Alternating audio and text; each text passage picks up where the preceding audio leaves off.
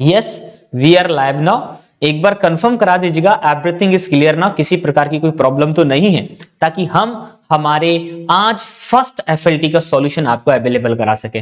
दोस्तों finally FLT का solution हमने स्टार्ट कर दिया है। कुछ एफएलटी के सॉल्यूशन आपको यूट्यूब पर मिलेंगे, बट कुछ एफएलटी, सारे के सारे जो एफएलटी हैं उन सभी का सॉल्यूशन यूट्यूब पर नहीं मिलने वाला है। यदि आप सारे एफएलटी चाहते हैं और विद प्रैक्टिस के साथ सॉल्यूशन भी चाहते हैं, तो वो ओनली ऑन आपको मेरे एप्लीकेशन पर जाना होगा।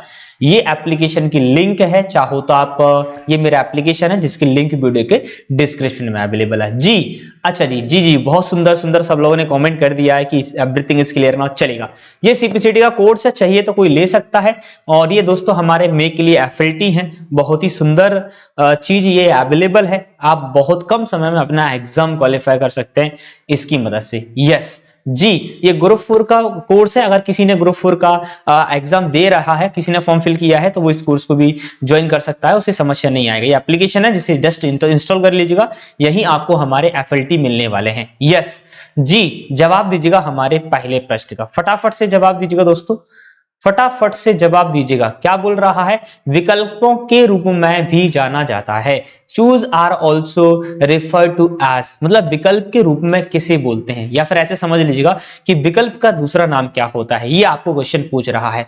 फटाफट से जवाब दीजिएगा जी। बहुत सुंदर, करेक्ट जवाब है आपका, बिल्कुल करेक्ट जवाब है जी हाँ। तो इसका आंसर जो है वो है यहाँ पर ऑप्शन। देखिए ऑप्शन, विकल्प का इंग्लिश ही ऑप्शन होता है ना, मल्टीपल चॉइस जो होता है उसको एक्चुअली हम ऑप्शन के नाम से जानते हैं। ये प्रश्न अभी हाल ही के पेपर के अंदर आया था, वहां से हमने इस क्वेश्चन को उठाया हुआ है।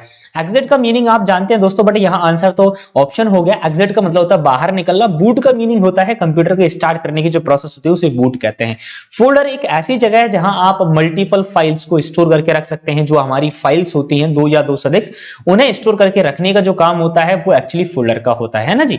बस सेकंड क्वेश्चन पर मूव करते हैं। देखिएगा कंप्यूटर में कीबोर्ड का काम क्या है, मतलब computer, what is the work of keyboard, मतलब what is the function of a keyboard in a computer, मतलब कंप्यूटर के अंदर कीबोर्ड करता क्या है। ठीक है जी, तो देखिएगा कीबोर्ड कोई डेटा तो स्टोर करता नहीं है, इसका मतलब स्टोरेज तो होगा नहीं। हाँ, कीबोर्ड एक इनपुट डिवाइस जरूर है जो हमारे कंप्यूटर को, जो दोस्त कंप्यूटर होता है उसे क्या करता है, इंस्ट्रक्शन प्रोवाइड करने का काम करता है। ठीक है जी, क्या करता है दोस्तों, उसे इंस्ट्रक्शंस देने का जो कार्य होता है वो एक्चुअली हमारे कंप्यूटर का होता है, सॉरी कीबोर्ड का होता है। इसके अलावा माउस कीबोर्ड हुआ, OCR, OMR, MICR, ये सारे जितने भी डिवाइसेस हैं, ये सारे के सारे दोस्तों एज अ इनपुट डिवाइस की तरह फंक्शन करते हैं, कि ये कंप्यूटर को इंस्ट्रक्शंस देने का काम करता है। एक्चुअली आउटपुट नहीं है, जैसे कि प्रिंटर, प्लॉटर, ये जो चीजें हैं, मॉनिटर है ना, इनको हम आउटपुट कहते हैं। प्रोसेसिंग डिवाइस भी आप CPU को, सॉरी क्षमा चाहता हूं, कीबोर्ड को नहीं बोल सकते हैं। प्रोसेसिंग के अंतर्गत आप मदरबोर्ड रख सकते हैं, प्रोसेसर को आप प्रोसेसिंग डिवाइस कह सकते हैं, है ना। SMPS हुआ, ये भी एक प्रोसेसिंग डिवाइस है। CMOS हुआ, UPS हुआ, ये सारे जो डिवाइसेस है वो हमारे प्रोसेसिंग डिवाइसेस के अंतर्गत आते हैं। बट यहाँ इनपुट जो है वो एक इंस्ट्रक्शंस कंप्यूटर को देते हैं, इसलिए कीबोर्ड को हम इनपुट डिवाइस के नाम से जानते हैं। अच्छा जी, आपको मेरी पिक्चर की वजह से कोई प्रॉब्लम तो नहीं हो रहा है? अगर हो रहा है तो एक बार हम थोड़ा मेरी पिक्चर को छोटा कर लेते हैं, ताकि आपको किसी प्रॉब्लम का सामना ना करना पड़े, है ना। आई थिंक वैसे तो नहीं हो रहा होगा, फिर भी मैंने कोशिश कर लिया है कि छोटा बना लिया है। चलेगा, नेक्स्ट क्वेश्चन पर मूव करते हैं कि अगला प्रश्न हमारा क्या कहता है। देखिएगा, बोल रहा है MS वर्ड में नया रिक्त यानी न्यू ब्लैंक, है ना, न्यू ब्लैंक दस्तावेज खोलने के लिए शॉर्टकट कुंजी क्या है। देखिएगा, इस पर मुझे ज्यादा चर्चा करनी भी नहीं है। नया फाइल ओपन करने के लिए आपको पता है Ctrl+N का यूज किया जाता है। Even Excel, PowerPoint, even किसी भी प्रकार की कोई फाइल है, वहां अगर आप न्यू फाइल बनाना चाहते हैं तो वो N का यूज कर सकते हैं। हाँ, अगर एग्जिस्टिंग फाइल, एग्जिस्टिंग का मीनिंग क्या होता है, पहले से कोई बनी हुई फाइल है। एग्जिस्टिंग का मतलब होता है पहले से बनी हुई फाइल। अगर कोई फाइल पहले से बनी हुई है तो उसे Ctrl+O के माध्यम से आप क्या कर पाते हैं, ओपन कर पाते हैं। और ये न्यू पर क्लिक करके भी ये काम कर सकते हैं। और ये दोनों चीजें जो हैं वो आपको फाइल टैब के अंदर अवेलेबल होती है। आप फाइल टैब पर क्लिक करें तो ये मिल जाएंगी। V से आप पेस्ट का काम कर पाते हैं, M से आप इंक्रीज इंडेंट का काम कर पाते हैं ना जी, इंडेंट होता है उसे बढ़ा लेते हैं। और इससे आप सिलेक्ट ऑल का काम करते हैं Ctrl+A के माध्यम से, है ना जी। क्या करते हैं दोस्त, सिलेक्ट ऑल का काम यहां आप करते हैं। सिलेक्ट ऑल के माध्यम से आसानी से आप है ना। और अच्छा जी, सिलेक्ट ऑल का आप बता सकते हैं कि सिलेक्ट ऑल मिलता कहां पर है। MS वर्ड के अंदर सिलेक्ट ऑल जो कमांड है वो कहाँ अवेलेबल होती है। जैसे कि अभी हाल ही में मैंने आपको बोला कि न्यू और ओपन जो है वो एक्चुअली फाइल टैब के अंदर अवेलेबल होती है। तो यहाँ सिलेक्ट जो ऑल है, यदि आप लोगों में से कोई किसी को पता हो, होम टैब के अंदर आपको एक एडिटिंग ग्रुप देखने को मिलता है। कौन सा ग्रुप होता है दोस्तों? एडिटिंग ग्रुप होता है। और एडिटिंग ग्रुप के अंदर सिलेक्ट यहाँ होता है फाइंड, रिप्लेस और सिलेक्ट। अगर आपको पता हो, 3 कमांड यहाँ अवेलेबल होती है जिसे हम बोलते हैं फाइंड, रिप्लेस एंड सिलेक्ट के नाम से जाना जाता है ना। आई थिंक ये चीज आपको याद रखना चाहिए आपको। अधिकांश ग्राफिक्स टैबलेट पोर्ट का उपयोग करके कंप्यूटर से जुड़े होते हैं। मतलब जितने भी हमारे ग्राफिक्स टैबलेट्स होते हैं, देखिएगा एक्चुअली ग्राफिक्स टैबलेट जो है वो एक इनपुट डिवाइस है ना, इनपुट डिवाइस है। एक्चुअली क्या, जितने भी हमारे इनपुट या फिर जितने भी आउटपुट डिवाइसेस होते हैं, और इन सारे डिवाइसेस को मिला के हम क्या बोल देते हैं, पेरिफेरल डिवाइसेस का नाम दे देते हैं। क्या नाम दे दिया जाता है? इन्हें पेरिफेरल डिवाइसेस नाम दे दिया जाता है। तो जितने भी आपके पेरिफेरल डिवाइसेस होते हैं उन्हें एक्चुअली कंप्यूटर के मदरबोर्ड पर जाकर कनेक्ट किया जाता है। और जब इन्हें मदरबोर्ड पर कनेक्ट करते हैं तो एक जगह होती है जहां पर्टिकुलर जाकर कनेक्ट करते हैं, तो वो एक्चुअली दोस्तों क्या रहता है, जो उस जगह को हम पोर्ट के नाम से जानते हैं। यानी जितने भी हमारे जो पेरिफेरल डिवाइसेस होते हैं वो मदरबोर्ड पर, पोर्ट पर जाकर कनेक्ट होते हैं। बट इसने एक स्पेशली पूछा है ग्राफिक्स टैबलेट, तो वो एक्चुअली यूएसबी पर होता है।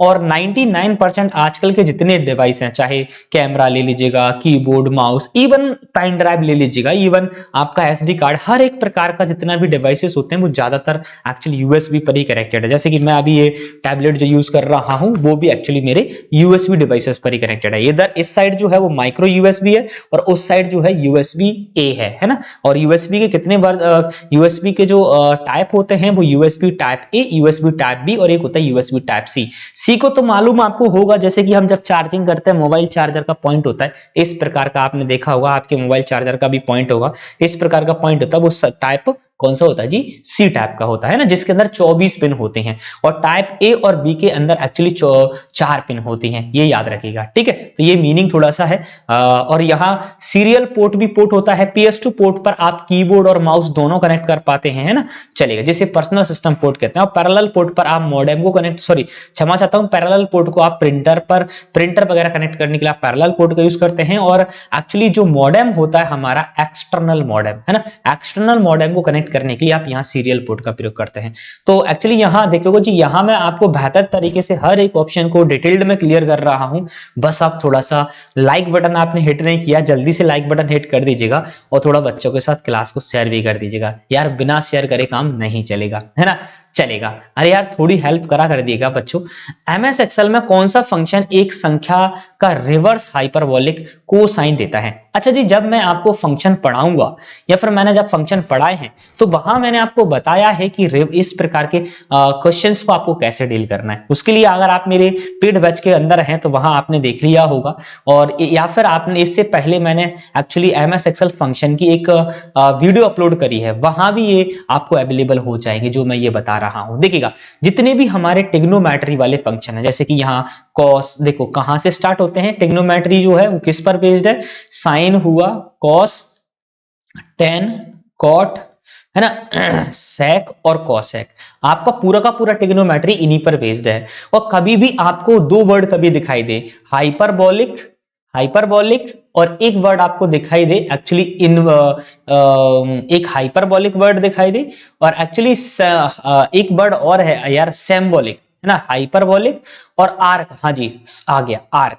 दो वर्ड अगर आपको दिखाई दे कभी भी क्वेश्चन में, आर्क या हाइपरबोलिक, तो समझ जाना कि इनमें से किसी ना किसी में से एक इसका आंसर बनने वाला है। अब कब हाइपरबोलिक आंसर बनेगा और कब यहां पर एक्चुअली आर्क आंसर बनेगा? अगर इनके आगे ए दिया हुआ है, अगर इनके आगे हमेशा ए दिया हुआ है तो समझ जाना कि आर्क होगा। यानी क्वेश्चन में कहीं आर्क दिया है तो आपको कोई एक ऐसा इनमें से चूज करना है जिसके आगे ए हो, पीछे एच नहीं चलेगा, ओनली आगे ए हो। जैसे कि यहां आर्क कोसाइन वैल्यू पूछा था, हाइपरबोलिक को हटा के यदि मैं यहां कर दूं आर्क कोसाइन वैल्यू, तो यहां आंसर क्या बन जाएगा, यहां से एच हट जाएगा और ए कॉस फंक्शन इसका आंसर आ जाएगा। समझ रहे हो बात को, कहानी? लेकिन है ना, और यदि पीछे एच लगा हुआ है, इनमें से किसी के भी पीछे एच लगा हुआ है, तो दोस्तों आपको क्या करना होगा, यहां हाइपरबोलिक याद रखना होगा। अब आप ये बोलोगे कि सर इनमें से सब में अगर आगे ए लगा हो तो आप बोल रहे हैं आर्क पर फोकस करिएगा, इसके पीछे एच लगा हो तो आप बोल रहे हैं हाइपरबोलिक पर सर्च करेगा। बट ऐसे कैसे पता चले कि इनमें से टिक किसको करना है, 6 है, 6 में से किसको टिक करना है, तो ये पता चलेगा इस वर्ड से, कोसाइन।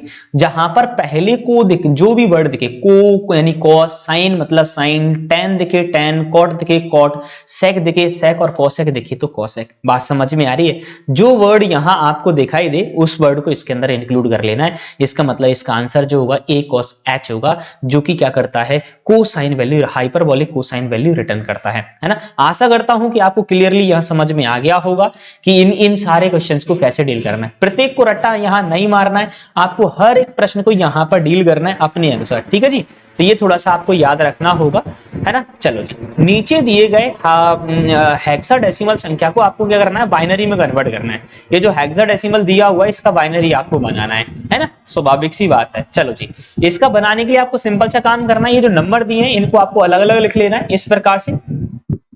प्रत्येक के नीचे 842 बंद करना है, 842 बंद करना है और यहां पर 842 बंद करना है, ठीक है जी, बंद करना है। जो जो इसको बनाता है उसको बंद दे देना। देख 8 से 8 बनता, बंद दे दिया, बाकी का क्या कर दिया, 0 बंद दिया। और अगर डिटेल्ड में पढ़ना चाहते हैं तो एप्लीकेशन पर, सॉरी हमारे यूट्यूब चैनल पर चले जाएगा, वहां पर मैंने नंबर सिस्टम की वीडियोस डिटेल्ड में पढ़ा रखी इसी मे वाले प्लेलिस्ट के अंदर, है ना। जो मेरी यूट्यूब पर जो मई एग्जाम की जो प्लेलिस्ट है उसके अंदर ये मिल जाएगा। 2 को 2 बना रहा है तो 0 0 1 0 बनेगा, और 1 को 1 बना रहा है तो यहाँ 1 बनेगा। तो आंसर क्या बनेगा, 100 और ये रहा आपका 10 और ये 1000 1000, ये रहा आपका आंसर। आप मैच कर लीजिएगा कौन सा आ रहा है, 100 1 1000 100 1 1000, यानी बी यहाँ करेक्ट आंसर हो जाएगा। आई थिंक क्लियर है? यस, जल्दी से समझ में आ रहा है तो थंब इंप्रेशन भेज दीजिएगा और लाइक बटन हिट कर दीजिएगा। यस, और इस टॉपिक को डिटेल में पढ़ना है, समझ में नहीं आया है उसके लिए आप वीडियो जाएगा, कम से कम 30 से 35 मिनट का टॉपिक है। ये 30 से 35 मिनट का टॉपिक 1 मिनट में तो मैं आपको समझा नहीं सकता हूं,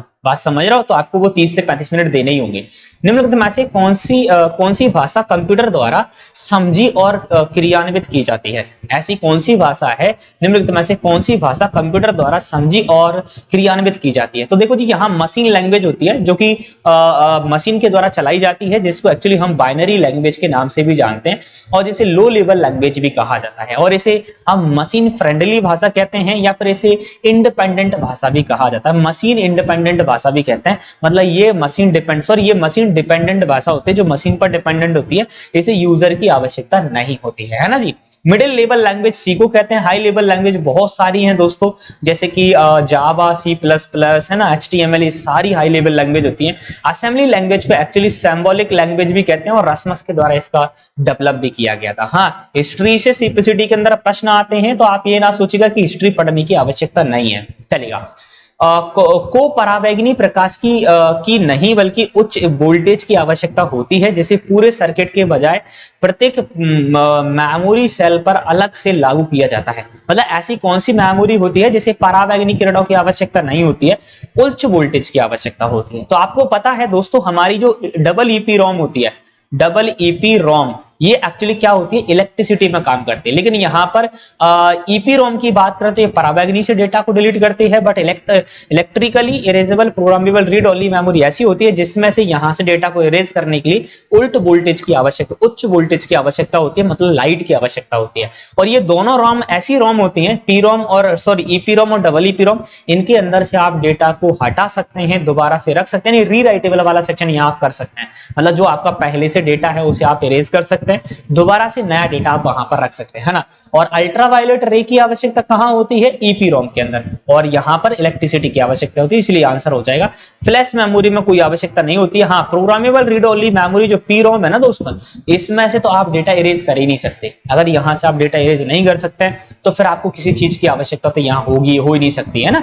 अगर डेटा इरेज कर पाते तो आपको शायद आवश्यकता होती, है ना। चलेगा, नेक्स्ट क्वेश्चन पर मूव करते हैं। बायोमेट्रिक स्पूफिंग एक ऐसी विधि है जिसके द्वारा बायोमेट्रिक स्कैनर को भ्रमित करने के लिए नकली मोल्ड किया व्यक्ति का अनुसरण करता है। तो देखिएगा, स्पूपिंग का मतलब होता है दोस्तों नकली चीजें क्रिएट करना। और स्पूपिंग क्या है, इससे पहले मेरे YouTube चैनल पर आपको डिटेल्ड में पढ़ा चुका हूं। मेरे बच्चा इतना डिटेल्ड में पढ़ाया है यार कि आज तक शायद किसी ने आपको स्पूपिंग ना पढ़ाया हो। तो जल्दी जाना पड़ेगा आपको चैनल पर प्लेलिस्ट में, जहां आपको वो 68 नंबर वाली क्लास के अंदर में ये पढ़ा चुका हूं। बट यहाँ आंसर जो होगा वो होता है बायोमेट्रिक एट्रीब्यूट। देखिएगा, बायोमेट्रिक स्पूपिंग मतलब आपकी शारीरिक पहचान का डुप्लीकेट बनाना, और बायोमेट्रिक का मतलब, एट्रीब्यूट का मतलब क्या होता है दोस्तों, शारीरिक पहचान होता है। इसलिए यहाँ पर आंसर भी है। विभिन्न प्रकार की स्पूपिंग होती है, बट यहाँ सारी चर्चा तो मैं कर नहीं पाऊंगा, आपको वीडियो देखना होगा। कंप्यूटर नेटवर्क में जब प्रिंटर और स्कैनर को केंद्रीय रूप से साझा किया जाता है तो इसे क्या कहा जाता है, बताइएगा। मतलब कि जब आप कंप्यूटर और स्कैनर को सब लोगों के साथ शेयर कर रहे हैं तो इसे हम क्या बोलते हैं, है ना। एक्चुअली देखिएगा, तो एक्चुअली क्या होता है, कंप्यूटर और या स्कैनर जो है वो उसे एज अ रिसोर्स के नाम से भी जानते हैं। तो इसका दूसरा नाम क्या आ जाता है, रिसोर्स शेयरिंग होती है। और एक दोस्त क्वेश्चन आता है आपके एग्जाम के अंदर कि ऐसा कौन सा पेरिफेरल डिवाइस है जिसे आप शेयर कर सकते हैं, या फिर ऐसा कौन सा इनपुट या आउटपुट डिवाइस है जिसे आप शेयर कर सकते हैं। तो एकमात्र प्रिंटर, एकमात्र कौन सा है जी, प्रिंटर, एकमात्र ऐसा डिवाइस है जिसे आप शेयर कर सकते हैं। इसके अलावा आप किसी को भी शेयर नहीं कर सकते, कीबोर्ड माउस किसी को शेयर नहीं कर सकते हैं। ओनली आप प्रिंटर या स्कैनर को ही शेयर कर सकते हैं, जिसे रिसोर्स शेयरिंग के नाम से जानते हैं ना। डेटा शेयरिंग अलग बात हो जाती है, डेटा को शेयर करना। मेमोरी शेयरिंग अलग बात हो जाती है, दो प्रोसेस एक ही मेमोरी को 1 बाय 1 यूज कर रहे हैं, तो ये चीज अलग है। इंटरनेट शेयरिंग डेटा का शेयरिंग होता है दोस्तों। जब हम व्हाट्सएप पर कोई डेटा भेजते हैं, पिक्चर आती जाती है, तो उसे इंटरनेट शेयरिंग के नाम से जानते हैं ना, जिसे डेटा कम्युनिकेशन भी कहा जाता है। कोई इशू वहां नहीं होना चाहिए। चलो जी, नेक्स्ट चीज जो है लिखा हुआ निम्नलिखित में से कौन सी लिखा आपका द्वि दिश बस यानी वाई डायरेक्शनल बस एक कंप्यूटर बाइसिस्टम में प्रोसेसर, मेमोरी और पेरिफेरल के बीच वास्तविक डेटा को ले जाती है। मतलब ऐसी कौन सी वाई डायरेक्शनल बस है, मतलब कि इधर से इधर भी डेटा जा सकता है, इधर से डेटा इधर भी जा सकता है और इधर भी आ सकता है। तो ऐसी कौन सी बस है जो कि प्रोसेसर, मेमोरी और पेरिफेरल डिवाइसेस के बीच में डेटा का आदान प्रदान करती है दोनों साइड। एक्चुअली बस का मतलब क्या होता है, बस जो है दोस्तों वायर का समूह होता है। बस क्या है, वायर का समूह है। और जो वायर का समूह है वो एक ऐसा वायर का समूह है जो कंप्यूटर के अंदर डेटा का आदान प्रदान करता है। जैसे डेटा एक जगह से दूसरी जगह भेजना है तो एक्चुअली ये बसों के द्वारा ही किया जाता है। बस 3 प्रकार की होती है, एड्रेस बस, डेटा बस और एक और यहाँ होती है कंट्रोल बस, जिसमें से डेटा बस का ये काम होता है जो ये क्वेश्चन बोल रहा है ना। आई थिंक समझ में आपको आया होगा। और बस एक्चुअली ज्यादातर प्रोसेसर और मेमोरी के बीच में ही चलती है, बाकी के जहां बस का काम नहीं होता है। जल्दी से जवाब दीजिएगा। यदि एक मदरबोर्ड में लगभग ध्वनि अनुपात के उच्च सिग्नल हैं तो श्रोता एक साफ स्पष्ट सिग्नल की उम्मीद कर सकता है। बताओ जी भाई, जल्दी बताइएगा। यदि एक मदरबोर्ड में लगभग डैश लिखा इतने ध्वनि अनुपात है तो उच्च सिग्नल है, मतलब एक सिग्नल का एक पर्टिकुलर पूछा है कि कितना होना चाहिए। तो जल्दी से जवाब दीजिएगा, फटाफट से जवाब दीजिएगा दोस्तों, फटाफट यार, मेरे यारों, मेरे शेर और शेरनियों, फटाफट से जल्दी जवाब दीजिएगा। यस, बहुत सुंदर जवाब है आपका, वो है 100 dB। ये क्वेश्चन थोड़ा याद करने वाला है, आपको याद करना पड़ेगा। फैक्चुअल क्वेश्चन है, फैक्ट करना पड़ेगा। जल्दी से क्वेश्चन का जवाब दीजिएगा कि भैया MS वर्ड के अंदर अगर आप टेबल बना रहे हैं तो मिनिमम कितना रो और कितना कॉलम आप उसके अंदर रख सकते हैं। फटाफट से जवाब दीजिएगा। MS वर्ड के अंदर आप कोई टेबल बना रहे हैं तो मिनिमम कितने रो और कितने टेबल कॉलम आप वहां रख सकते हैं, है ना। तो ये आपको जवाब देना है, फटाफट से जवाब दीजिएगा कि आपका जवाब क्या होना चाहिए। यस यस, जल्दी से। तो आप क्या कर सकते हैं, मिनिमम एक रो और एक कॉलम आप रख सकते हैं। एक रो और एक कॉलम की आप टेबल बना सकते हैं। मैक्सिमम 63 कॉलम और 32,767 आप रो रख सकते हैं, ठीक है। और बाय डिफॉल्ट अगर आप देखो, और टेबल कहां मिलता है, MS वर्ड के इंसर्ट के अंदर आपको टेबल मिलता है। और टेबल के अंदर जाकर अगर आप इंसर्ट टेबल का यूज कर रही हैं टेबल को क्रिएट करने के लिए, है ना, तो यहां पर जो बाय डिफॉल्ट कॉलम और रो होते हैं वो 5 कॉलम और 2 रो होती है। क्या होता है, 5 कॉलम 2 रो बाय डिफॉल्ट होता है। मिनिमम 1 कॉलम और 1 रो हो सकता है। मैक्सिमम 63 कॉलम और 32,767 हो सकता है। तो ये चीज थोड़ा आपको लेवल पर आपको समझना होगा। चलो जी, कौन सी हाई स्पीड मेमोरी प्रोसेसर और मैन मेमोरी के बीच स्पीड गैप के साथ तालमेल बिठाती है। मतलब प्रोसेसर और मैन मेमोरी के बीच में तालमेल बैठाने का काम है उस मेमोरी का, और फास्टेस्ट मेमोरी होती है। तो जब भी फास्टेस्ट मेमोरी का नाम दिमाग के अंदर आता है तो दो ही मेमोरी हमारे माइंड में आती हैं। एक आपको यहां देखने को दिमाग में आता है रजिस्टर, और दूसरा आता है यहाँ कैश। अब जो ऑप्शन में मिल जाए वो टिक कर दीजिएगा, कैश ऑप्शन में मिलेगा आपको टिक करना है। हाँ, अगर रजिस्टर और कैश को ही कंपेयर करना हो कि इन दोनों में से कौन है, तो भैया रजिस्टर सबसे फास्टेस्ट होता है, उससे कम कैश होता है, कैश से कम स्पीड हमारी रैम की होती है। और सबसे कम स्पीड की अगर बात की जाए तो वो मैग्नेटिक टैब है। मैग्नेटिक टैब एक ऐसी मेमोरी है जिसकी स्पीड सबसे कम होती है, और रजिस्टर एक ऐसी मेमोरी है जिसकी स्पीड सबसे ज्यादा होती है। जी, फटाफट से कमेंट सेक्शन के अंदर बताइएगा पी रोम का फुल फॉर्म क्या होता है। चलेगा, ईपीरोम अभी हाल ही में हमने आपको बताया था प्रोग्रामेबल रीड ओनली मेमोरी होता है। एसरैम जो है स्टैटिक रैम होता है, और रैम का एक प्रकार और होता है दोस्तों जिसे डी रैम के नाम से जानते हैं। डी रैम को एक्चुअली जो है रेफरेंस की नीड होती है, जबकि एसरैम को रेफरेंस करने की नीड नहीं होती है। तो ये भी याद रखिएगा, है ना जी। और पी रैम को बड़ा बड़ा सुंदर जवाब दे रहे हैं आप, प्रोग्रामेबल रीड ओनली मेमोरी, बड़ा सुंदर जवाब दे रहे हैं दोस्तों आप। चलेगा, नेक्स्ट क्वेश्चन पर मूव करते हैं, क्या कहता है। चलेगा, और समझने की कोशिश करेगा। देखिएगा, बोल रहा है जब आप किसी टैबलेट में सलाका यानी सिलाई लिखा आपका स्टाइलस द्वारा कोई चित्र बनाते हैं, मतलब कोई टैबलेट है, जैसे कि मेरे हाथ में स्टाइलस है और ये मेरा टैबलेट है, तो मैं इस टैबलेट के माध्यम से कोई चित्र बना रहा हूं, कोई चित्र बनाते हैं, तो टैबलेट का डैश आपके हाथ की गतिविधियों का अनुपात करते हुए स्क्रीन पर चित्र बनाता जाता है, उसे हम क्या बोलते, क्या किसके माध्यम से बनाता जाता है ना, आपके हाथ की गतिविधि। मतलब कि ये टैबलेट है और अगर आप इससे कोई चित्र बनाना चाहते हैं, और ये हार्डवेयर है दोस्तों, कोई भी हार्डवेयर तब तक आप यूज नहीं कर सकते जब तक कि आप के पास कोई सॉफ्टवेयर ना हो। जैसे कि ये वेबकैम का टैबलेट है, ये वेबकैम का टैबलेट तब तक मेरे कंप्यूटर के अंदर काम नहीं करेगा जब तक इस वेबकैम का सॉफ्टवेयर मैं अपने इस कंप्यूटर में इंस्टॉल ना कर दूं। मुझे इसमें इंस्टॉल करना ही होगा तो ही मैं इस टैबलेट का यूज कर पाऊंगा, अदरवाइज मैं इस टैबलेट का यूज नहीं कर सकता हूं। तो आप इवन समझ लीजिएगा यार, आपको कीबोर्ड, जैसे कि आपको प्रिंटर यूज करना है तो प्रिंटर का ड्राइवर इंस्टॉल करना होगा ना, और प्रिंटर का ड्राइवर क्या है, सॉफ्टवेयर ही है। तो यहां बात क्या है, सॉफ्टवेयर, आपको सॉफ्टवेयर का यूज करना ही होगा तो ही आप किसी ग्राफिक्स टैबलेट के माध्यम से कोई ड्राइंग को बना सकते हैं या कोई ग्राफिक्स को आप क्रिएट कर सकते हैं। ठीक है जी, तो ये बात थोड़ा आपको दिमाग के अंदर बैठाना होगा। यस, इस प्रश्न का आपको जवाब देना है, बड़ा सुंदर प्रश्न है। बाइनरी योग में निम्नलिखित में से कौन सी संक्रिया ए को अगले सार्थक बिट तक ले जाती है, मतलब कि कैरी, है ना।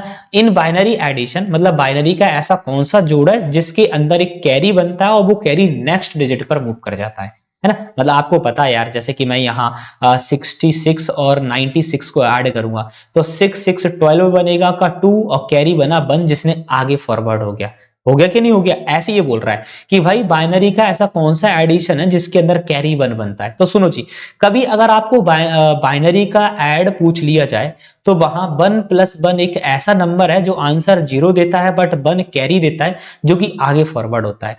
लेकिन सर अगर कभी आप घटाने का काम कर रहे हैं, है ना, सब्सट्रैक्शंस का काम कर रहे हैं, तो 0 में से -1 करना एक ऐसा नंबर है, बाइनरी का सब्सट्रैक्शंस है जिसके अंदर आंसर 1 होता है और 1 कैरी होता है जो आगे फॉरवर्ड होता है। तो देखिएगा, क्वेश्चन के अंदर आपको सब्सट्रैक्शंस भी पूछा जा सकता है, एडिशन भी पूछा जा सकता है, और क्वेश्चन डायरेक्टली ऐसे ही आता है कि बताओ भाई ऐसा कौन सा घटाव है बाइनरी का जिसमें कैरी 1 बनता है, या हासिल भी बोल सकते हैं, या फिर आप अपनी उसे एक्चुअली क्या है, कैरी भी बोल सकते हैं। बोरो दूसरा नाम और होता है, बोरो, कैरी की जगह बोरो नाम और आ जाता है मेरे दोस्तों, बोरो। ठीक है, तो ये याद रखिएगा, बोरो। ठीक है, ये याद रखिएगा बोरो, क्योंकि बोरो अगर वर्ड आ गया तो शायद आप प्रॉब्लम क्रिएट हो जाएगी। तो बट यहाँ ऐड के लिए पूछा है तो ये होगा, माइनस के लिए पूछता तो आंसर ये होता। ठीक है जी, तो आई थिंक आप समझ गए होंगे कि कैसे क्या होने वाला यहां पर। यस, नेक्स्ट क्वेश्चन, फटाफट से जवाब दीजिएगा यार, कैसे धीरे धीरे जवाब दे रहे हैं आप। एक यूएसबी पोर्ट का उपयोग जैसे कैमरे और स्कैनर को कंप्यूटर से जोड़ने के लिए किया जाता है। बताओ जी, आपका जो यूएसबी पोर्ट है वो किसके लिए यूज किया जाता है। यार इससे रिलेटेड प्रश्न का आंसर मैं पहले आपको समझा चुका हूं आई थिंक, है ना, इसलिए मेरे को ज्यादा समय नहीं देना होगा इसके अंदर। मैंने आपको पढ़ाया था, एक्चुअली अभी हाल ही में बोला गया था, एक आई थिंक ग्राफिक्स टैबलेट था, मोस्टली ग्राफिक्स टैबलेट कहां पर कनेक्ट होता है, तो यूएसबी हमने बताया था। वहां मैंने एक वर्ड लिया था पेरिफेरल। तो जितने भी पेरिफेरल है मतलब इनपुट और आउटपुट, है ना, इनपुट इनपुट और आउटपुट, वो सारे क्या कहलाते हैं, पेरिफेरल कहलाते हैं। और यूएसबी के माध्यम से ज्यादातर सारे पेरिफेरल डिवाइसेस कनेक्ट हो जाते हैं, है ना। यूएसबी लिखा ना, यूएसबी पोर्ट का उपयोग किस लिए किया जाता है, तो पेरिफेरल डिवाइसेस के लिए हम क्या करते हैं, यूएसबी पोर्ट का यूज करते हैं। आई थिंक क्लियर होगा। System software actually operating system है यार, है ना, एक पता है ना। बोटल नेक तो कोई यहाँ है नहीं। एप्लीकेशन सॉफ्टवेयर में आपको पता है MS office, WhatsApp, Facebook, Instagram, ये सारे जो सॉफ्टवेयर्स हैं जितने भी फोन पे, गूगल पे, सारे एक्चुअली हमारे एप्लीकेशन सॉफ्टवेयर में आ जाते हैं ना, यूजर के द्वारा यूज किए जाते हैं, उन्हें एप्लीकेशन सॉफ्टवेयर कहते हैं। जब हम एक फ्लैश ड्राइव में प्लग इन करते हैं तो कंप्यूटर इसे पहचानता है कैसे? जब हम कंप्यूटर में एक प्लग इन करते हैं तो कंप्यूटर इसे पहचानता है कैसे? कैश मेमोरी की तरह, है ना। देखो फ्लैश ड्राइव को जब आप अपने कंप्यूटर के अंदर लगाएंगे तो कंप्यूटर उस फ्लैश ड्राइव को क्या कहेगा, क्या पहचानेगा कि फ्लैश ड्राइव क्या है, यानी मेरे पास क्या गया। तो क्या ये कैश मेमोरी आ गया, ये एक पेन ड्राइव है, ये रीड ओनली मेमोरी है, या ये डिस्क मेमोरी है, यानी फ्लैश ड्राइव क्या है आपको बताना है। तो सुनिएगा जी, फ्लैश ड्राइव का दूसरा नाम होता है जी पेन ड्राइव, है ना, पेन ड्राइव कहा जाता है। और आपको पता है पेन ड्राइव कहां पर कनेक्ट होता है, यूएसबी पोर्ट पर। पेन ड्राइव में कितनी पिन होती हैं, 4 होती हैं। फटाफट से जल्दी जवाब दीजिएगा जब तक मैं यहाँ ये एक्सप्लेनेशन आपके लिए अवेलेबल करा रहा हूं। फटाफट से जवाब दीजिएगा मेरे दोस्तों, फटाफट, जल्दी जल्दी जल्दी जल्दी फटाफट से जवाब देते जाइएगा। यस, तो देखिएगा यहाँ डिस्क हो सकता है, देखिएगा इसमें से कैश तो हो नहीं, प्राइमरी तो होगा नहीं, रीड ओनली तो होगा नहीं यार, पेन ड्राइव तो क्या है, एक्सटर्नल डिस्क है, तो ये डिस्क होता है ना। तो फ्लैश ड्राइव कंप्यूटर समझता है कि हाँ मेरे पास कोई डिस्क कनेक्ट कर दिया गया है। यस, ये ग्राफिक्स टैबलेट को इस रूप में भी जाना जाता है ना। ग्राफिक्स टैबलेट को क्या कहा जाता है, यानी किस रूप में भी जाना जा सकता है ग्राफिक्स टैबलेट को, जल्दी से आपको बताना है ना। आप बुक पैड या ड्राइंग टैबलेट आप क्या करते हैं, बताओ जी। ग्राफिक्स टैबलेट मतलब मेरे पास ये ग्राफिक्स टैबलेट है, इससे मैं क्या कर पाता हूँ, इससे स्वाभाविक सी बात है अगर मुझे ड्राइंग बनाना आता है तो मैं ड्राइंग बना सकता हूँ। ड्राइंग टैबलेट होता है ना। फिलहाल ग्राफिक्स टैबलेट को ड्राइंग टैबलेट के नाम से भी आप जान सकते हैं, ऐसा कोई इशू नहीं है कि आप इसे ड्राइंग टैबलेट नहीं कह सकते हैं, आप इसे ड्राइंग टैबलेट भी बोल सकते हैं, चलेगा। एक सिक्युलेटेड है ना, सिक्युलेटेड डिवाइस जिसका यूजर इंटरफेस और एपीआई एक प्रिंटर ड्राइवर के समान है लेकिन जो भौतिक कंप्यूटर प्रिंटर से जुड़ा नहीं है कहलाता है, क्या कहलाता है बताइएगा। Universal serial bus, virtual printer, printer driver या विजुअल डिस्प्ले यूनिट। एक लिखा आपका देखो जी, simulated device whose user interface and API application programming interface. API का फुल फॉर्म होता है, लिखना चाहो तो लिख लीजिएगा। लिखा आपका resemble that of a printer driver but which is not connected to a physical computer peripheral is called. देखिएगा ऐसा एक डिवाइस है जो कि आपका फिजिकली कंप्यूटर से कनेक्टेड नहीं है, तो फिजिकल नहीं है तो इसका मतलब वर्चुअल है ना, ऑनलाइन जो कनेक्टेड होता है जिसके वाईफाई के माध्यम से कनेक्ट कर लेते हैं आप, फिजिकल नहीं है इसका मतलब वर्चुअल है। देखो जी कनेक्टेड आप तो दो ही तरीके से हो सकते हैं, या तो आप फिजिकली कनेक्टेड हो सकते हैं या आप वर्चुअली हो सकते हैं, तो दो ही चीजें जी। तो यहाँ फिजिकल आंसर होगा क्योंकि वो बोल रहा है फिजिकली आप कनेक्टेड नहीं है, तो आंसर इसका मतलब वर्चुअल होना चाहिए जी। फटाफट से जवाब दीजिएगा। सभी प्रिंटर एक या अधिक के साथ आते हैं। All printer come with one और मोर, क्या मतलब जितने प्रिंटर हैं वो किसके साथ आते हैं, एक हो सकता है या एक से अधिक हो सकता है। फटाफट से जवाब दीजिएगा मेरे शेर और शेरनिया। सॉफ्ट फॉन्ट हो सकता है, हार्ड फॉन्ट हो सकता है, वर्चुअल फॉन्ट्स में आ सकते हैं या रेसिडेंट फॉन्ट्स में आप यहाँ अवेलेबल हो सकते हैं। तो प्रिंटर है वो किस फॉन्ट में अवेलेबल होते हैं, या तो उनमें वो फॉन्ट एक होता है या फिर एक से अधिक होता है जी। अति सुंदर आप जवाब दे रहे हैं और ये प्रश्न एक्चुअली सीपीसीटी में कई बार रिपीट हुआ है, वो रेसिडेंट फॉन्ट कहलाता है। बात समझ में आई जी। रेसिडेंट फॉन्ट है वो एक भी हो सकता है और एक्चुअली एक से अधिक भी हो सकता है, जिसे हम रेसिडेंट फॉन्ट के नाम से जानते हैं। यस, नेक्स्ट प्रश्न पर मूव करते हैं। क्या कहता है सुनेगा। लिखा डिजिटल ऑडियो और वीडियो के संदर्भ में एमपीईजी का अर्थ है। फुल फॉर्म ऑफ एमपीईजी से स्पष्टली, इसके अलावा और कुछ मतलब ही नहीं है। एमपीईजी का फुल फॉर्म होता है, फटाफट से बताइएगा जी एमपीईजी का फुल फॉर्म क्या होता है, जल्दी आंसर दीजिएगा यार, ऐसे काम नहीं चलेगा मेरे शेर और शेरनिया। फटाफट से लाइक कर दीजिएगा, सेशन को नहीं किया है तो थोड़ा शेयर भी कर दीजिएगा बच्चों के साथ अगर नहीं किया है तो। चलेगा, डिजिटल ऑडियो और वीडियो के संदर्भ में एमपीईजी का अर्थ है तो एमपीईजी का अर्थ क्या होता है दोस्तों, आपको पता है, मूविंग पिक्चर एक्सपर्ट ग्रुप कहा जाता है। फटाफट से आपको बताना है सर एक्चुअली जेपीईजी का फुल फॉर्म क्या होता है, फटाफट से बताइएगा। जेपीईजी एक पिक्चर का एक्सटेंशन नेम है, और वो भी पिक्चर का कौन सा, कंप्रेस्ड।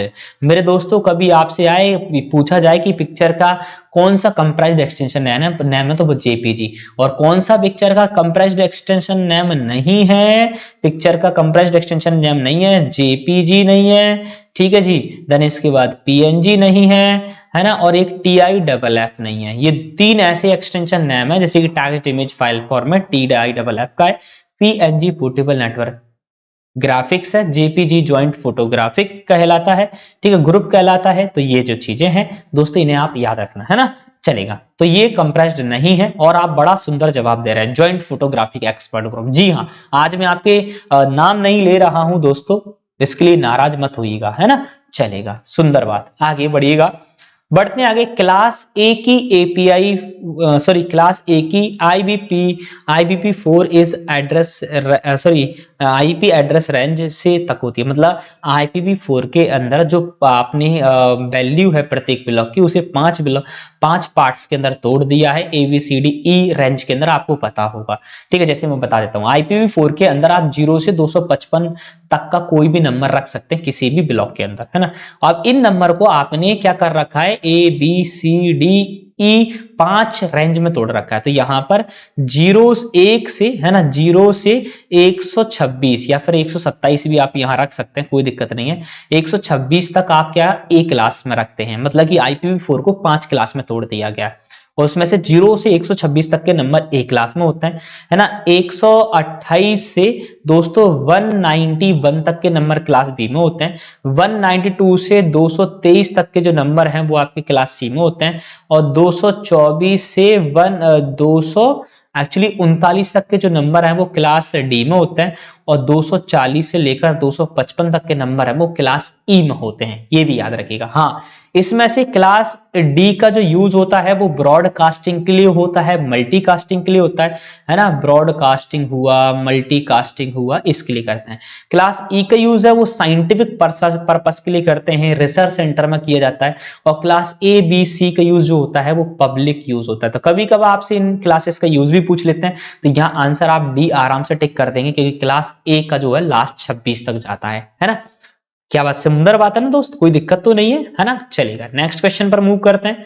24 देखिएगा, विंडो में डिफॉल्ट प्रिंटर सेटिंग के संदर्भ में जब कई प्रतियों को प्रिंट करते हैं तो प्रिंटर गुणों के निम्न में से कौन सा टैब आपको पेजों का क्रम सेट करने में सक्षम बनाता है, और क्या पेजों को लिखा हुआ है स्टेपल करना है, स्टेपल की स्थिति आदि है, बताइएगा जी क्या मीनिंग है यहाँ पर। पेज सेटअप है, पेज सोर्स है, फिनिशिंग है, या फिर यहाँ पर यदि दोस्तों क्वालिटी है। तो देखिएगा ये क्वेश्चन ये बोल रहा है कि जब आप प्रिंटर के माध्यम से प्रिंटिंग करते हैं और आप उसे प्रिंट करने के बाद में आप उसकी स्टेपलर कर रहे हैं, यार स्टेपलर कर रहे हैं, इसका मतलब आंसर क्या होगा, फटाफट से दीजिएगा। आपको पता है यार, वैसे स्टेपलर अगर हो रहा है तो आपका फिनिश हो चुका है वर्क। यार प्रिंटिंग का काम कंप्लीट होगा तभी तो आपके हाथ में हार्ड कॉपी आएंगी, और हाथ में हार्ड कॉपी आएंगी तभी तो पिंचिंग करोगे, है ना। स्टेपलर का मतलब पिंच, है ना, जो भी आपने प्रिंट किया तो फिनिश हो चुका है ना, आपका वर्क फिनिश हो चुका है, तभी आप प्रिंटिंग का स्टेपलर कर रहे हैं। यस, चलेगा। इंटरनेट के संदर्भ में आईपी का क्या अर्थ होता है, बताइएगा। इंटरनेट के संदर्भ में आपको आईपी का अर्थ बताना है। What is the meaning of IP in related to internet. IP का फुल फॉर्म आपको पता है यार, इंटरनेट प्रोटोकॉल कहते हैं। आईपी क्या है, इंटरनेट प्रोटोकॉल है, और आईपी क्या है, एक एड्रेस होता है। जैसे 2 पार्ट में तोड़ते हैं, IPv4 भी होता है और IPv6 भी होता है। इसे एक्चुअली हम डिटेल्ड में कभी चर्चा करेंगे इस पर, है ना, आई थिंक, है ना, डिटेल्ड में आई थिंक करेंगे या फिर कर चुके हैं। आई थिंक आप वहां जाइएगा अपनी प्ले लिस्ट के अंदर, मे के अंदर देखो। अगर आपने हमारी मे वाली प्ले लिस्ट देख ली तो मुझे लगता है आप ज्यादातर प्रॉब्लमों का सामना आप कर चुके होंगे, है ना। आपको किसी प्रकार की प्रॉब्लम मेरे हिसाब से तो नहीं आने वाली अगर कर लेंगे तो। और दोस्तों आज के लिए मैं इतना ही रखता हूं आप लोगों के सामने।